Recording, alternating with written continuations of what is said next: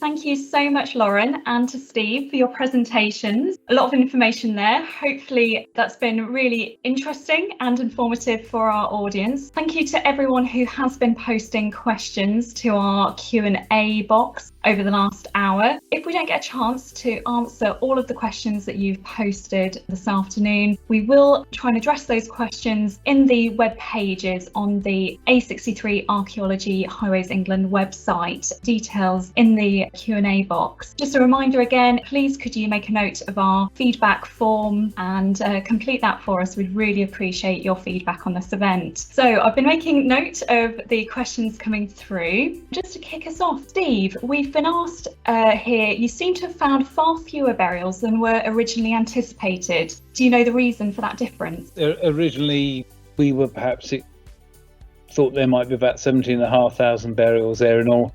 We're currently now thinking maybe about 9,500 burials.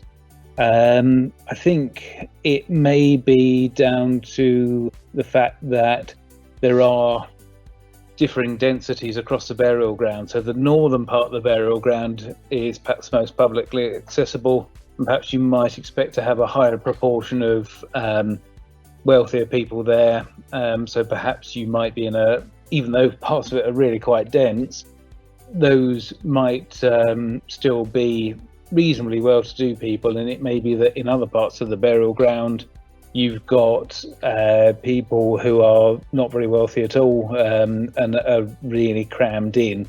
So it might be something to do with that. It might be down to the fact that actually a lower proportion of people, or higher proportion of people, are buried at in the Minster burial ground relative to at Castle Street. So I think we worked on the assumption that because there would have been plenty of space at Castle Street, the majority of those 44,000 people on the register would have ended up at Castle Street.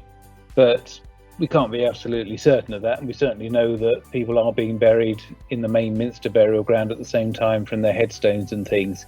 So there's a range of possible reasons.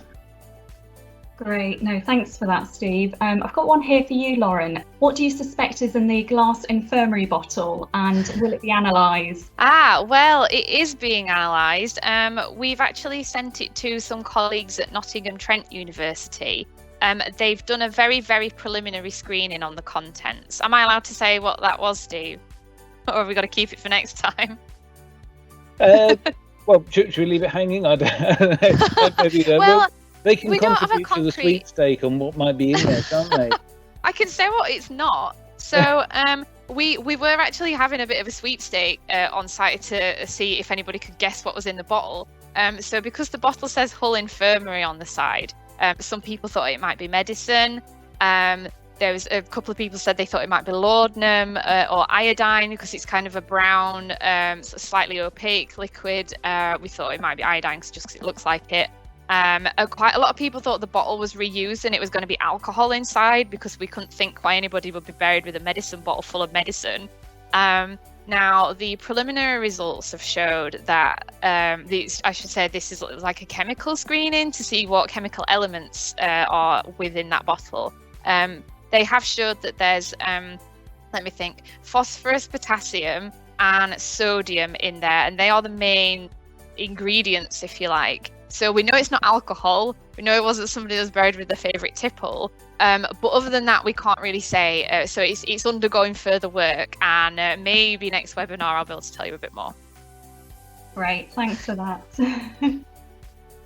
So looking at the other questions we've got, quite a number of people have been asking about what is going to happen to the human remains, whether they're being reburied, what's going to happen to the possessions associated with them, and what's going to happen to the headstones. So, Steve, could you just let us know what's going to be happening to what's been excavated? All of the human remains, all of the people that have been buried and that we've excavated, they're going to be reburied on the site with the artefacts that they were buried with the coffin fittings that they were buried with. So all of those items will be gathered together with that person's bones, and they will be reburied together so that we're not keeping anything from anything from anyone whether items were specifically associated with them. Where items are not associated with a burial, then we do have the opportunity to give those to the local museum. Sorry, what was the other part of the question? And what's going to happen to the headstones? The headstones. That at the moment is being worked out between mainly with the church as to how they want the headstones to be rearranged on the site and which ones to retain, because some of them are in a very poor state. So that's currently being discussed between Highways England, the designer, and the church. We should say, actually, sorry to just butt in, but we have actually already reburied quite a lot of people. We've already buried, I think it's over 3,000 people are already reburied on site.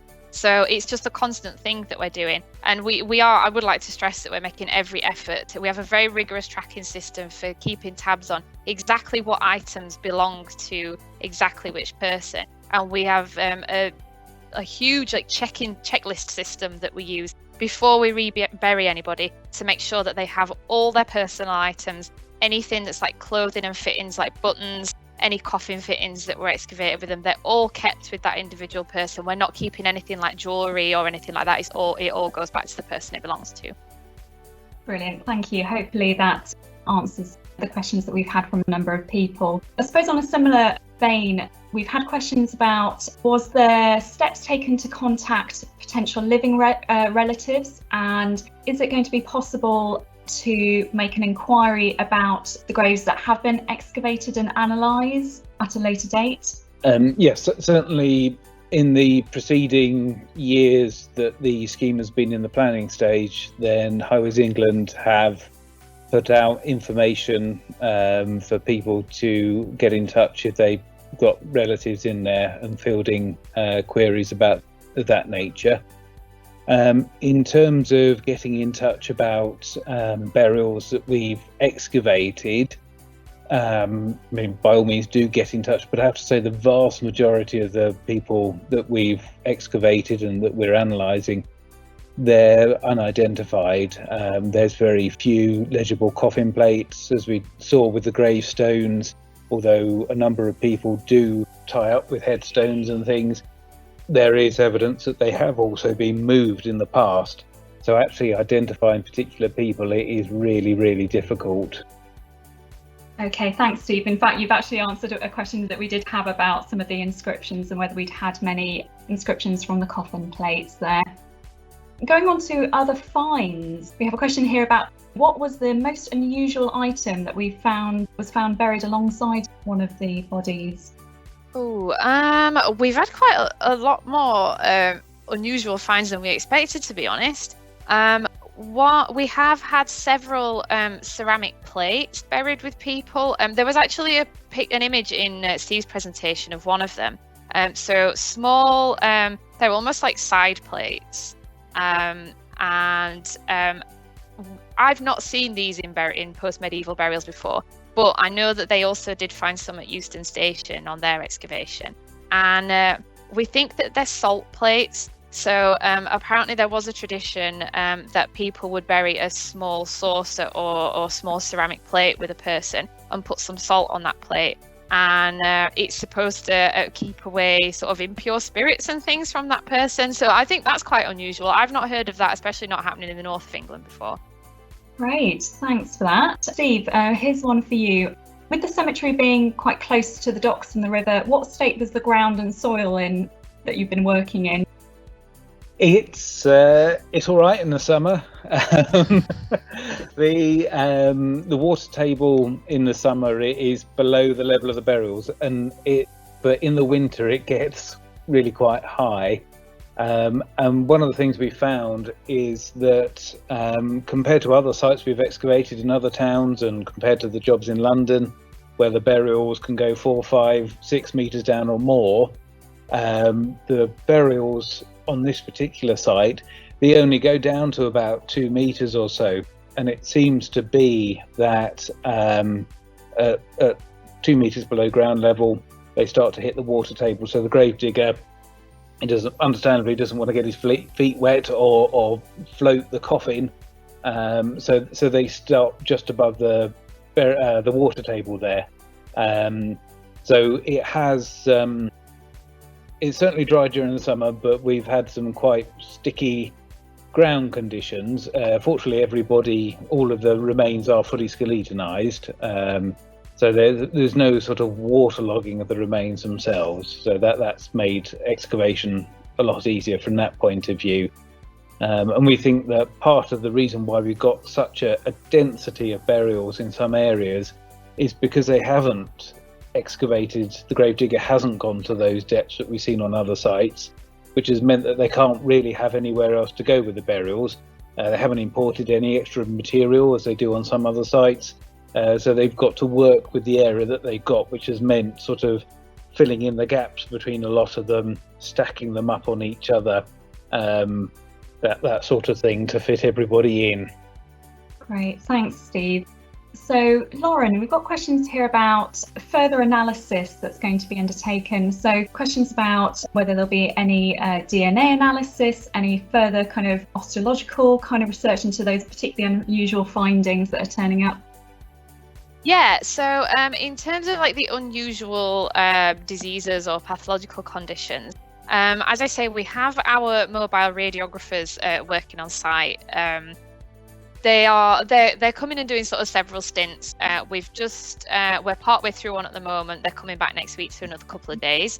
And then once we have those X-ray images, we can put that together with osteological observations from the bones. And we actually will consult with, we have a radiologist colleague who will help us to interpret those X-rays and help us to say if we're not sure about a diagnosis for something, we can talk to Ian and he will help us to come up with a better diagnosis that also factors in the radiographic evidence.